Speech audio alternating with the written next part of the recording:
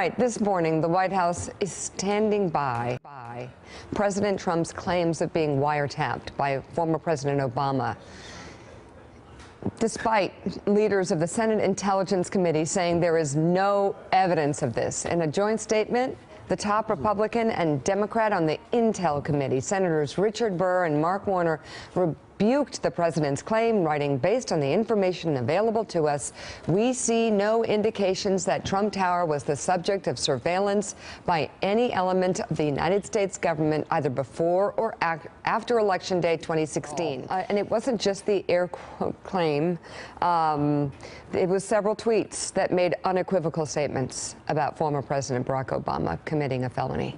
But the White House, if you can believe this, is not backing down. They're doubling down. During yesterday's press briefing, Press Secretary Sean Spicer spent more than 7 minutes reading through a list of reports having to do with possible surveillance of the president and at times sparred with reporters over the president's claims. Are you saying that the president still stands by his allegation that President Obama ordered wiretapping or surveillance of Trump Tower, despite the fact that the Senate Intelligence Committee says they see no indication that it happened? Does the president still stand by the allegation? First of all, he stands by it, but again, you're mischaracterizing what happened today. Look, he was very clear about this last night. He talked about it, as you said. Yeah, he was. He said that he meant it. He put it in quotes. It was very broad. And so that's what he meant by the use of the term. Huh? So was it phone tapping? No, it was surveillance. I think we've covered this like 10 times. I think it hurts the presidency. Where is the rage? You know, if a 7th grader sent out on social media bullying, a text that said, oh, something that other Melania student cheated, accused a peer of cheating, they would be expelled. Should we not hold our president to the same accountability as a 7th grader? He not only lies, he maliciously lies. Right. He lies with the system is holding him. You have no, it's not. No, Republicans of his own. We're all where is what is the end? Is it just a oops, a Britney Spears oops, I did it again? What is the repercussions? He lies with malicious intent, whether it was to slam Islam because there are people dancing on roofs, whether it's to slam a president that he's an alien. He lies with malicious intent, and we just move on. There needs to be rage about this. The entire argument Sean Spicer and the White House made hinges on air quotes. They say, and Donald Trump said it himself 2 nights ago to Tucker. He said, I wrote it in air quotes. But I'll say again what I said yesterday. The tweet from March the 4th reads, I bet a good lawyer can make a great case out of the fact that President Obama was tapping my phones in October. And I bet no air quotes. Good lawyer could make a great case that that's defamation. Yeah, perhaps. And but what else do you need now? Now you have Paul Ryan, you have Devin Nunes, the chair of the House Intel Committee. You have Senator Richard Burr, the chair, Republican, as well as Devin Nunes, Republican Richard Burr, the chair of the Senate Intel Committee, saying this didn't happen.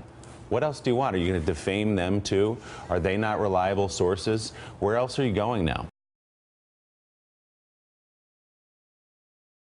There's been a lot of discussion about what the NSA does and the surveillance programs. You have said it is not the business of the U.S. government to spy on its own people. But the more that seems to come out, the more questions seem to be raised. Are you confident that you know everything that's going on within that agency and that you can say to the American people, it's all done the right way?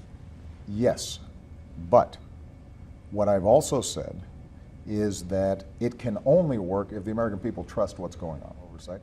People are still concerned as to whether their emails are being read or their phone calls are being listened to. Especially when they hear that they are and mistakes are made, well, shakes your confidence. All these safeguards, checks, audits, oversight worked. Now, the president and his supporters, meanwhile, are circulating an explosive theory that the FBI may have planted a spy inside Mr. Trump's 2016 campaign. Mola Lenghi is at the White House. President Trump has seized on reports that an FBI informant was embedded in the Trump campaign. The informant, who according to the Washington Post was a retired American professor, interacted with Trump campaign members George Papadopoulos, Carter Page, and Sam Clovis. In a series of tweets Friday, President Trump wrote that the FBI implanted for political purposes a spy in the Trump campaign, adding that they are out to frame Donald Trump for crimes he didn't commit.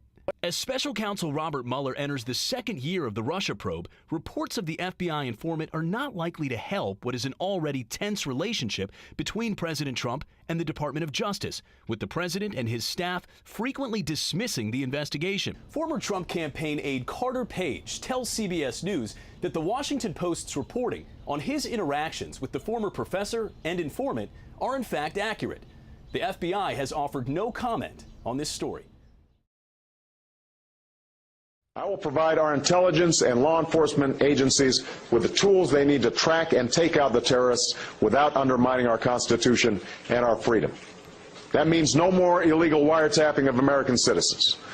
No more national security letters to spy on citizens who are not suspected of a crime. That is not who we are. Barack Obama ran for the U.S. presidency in 2007, promising to brush back sweeping surveillance his predecessor introduced in the name of battling terrorism, the Patriot Act, which has generated so much controversy. That suggested he would restore to Americans the liberties they cherish. The Patriot Act, said one of its critics, gives the FBI a blank check to violate the communications privacy of countless innocent Americans. But Obama expanded data mining initiatives.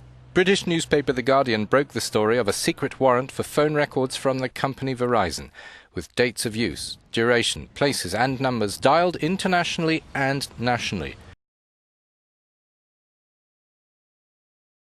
Congress now investigating President Trump's explosive claims of being wiretapped by the Obama administration during the race for the White House. Yep, the shocking allegations spurring hasty denials from the former president and intel officials. But if true, what sort of legal trouble could they face? We have called in Fox News senior judicial analyst Judge Andrew Napolitano, who's got a headline, and the headline is, the President of the United States, if he wanted to, Barack Obama, he could order a wiretap. Absolutely. If Donald Trump wanted to, he could surveil anybody. That's directly in the FISA statute, which after laying out a lot of detailed procedures about what the NSA is supposed to do, says literally, notwithstanding all of the above, the President of the United States may on his own conduct surveillance or order surveillance of any person in the United States upon the filing of a certification with the Attorney General, of course, works for the President.